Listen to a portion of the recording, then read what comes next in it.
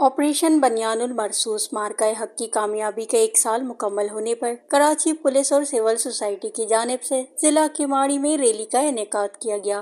Rally میں رکن Sindh assembly Asif Musa, S P Kemari, Sindh police کے افسران و اہلکار، طلباء و طالبات، سیاسی اور سماجی شخصیات کی بڑی تعداد نے شرکت کی۔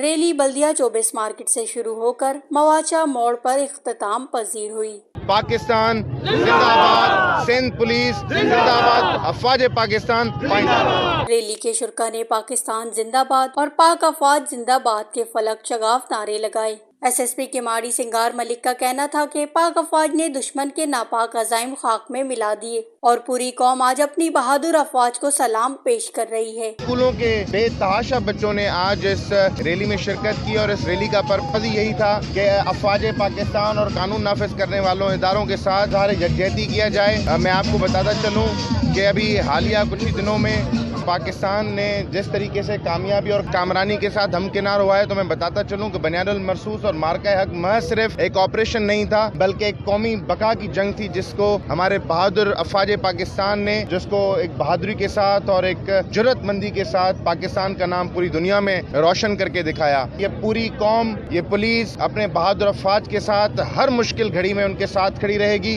اور ہر کسی بھی قسم کی قربانی سے جو ہے وہ دریغ نہیں دیں گے۔ ریلی میں شریک شرکا کا کہنا تھا کہ پاکستان کی فوج نے دشمن کو منہ توڑ جواب دیا۔ ہم سب ان کے ساتھ ہیں، ہمیں اپنی فوج پر فخر ہے۔ ریلی کے اختتام پر شرکا نے قومی پرچم لہرا کر پاک افواج اور سندھ پولیس کے حق میں زبردست نعرے بازی کی۔ وش نیوز، کراچی۔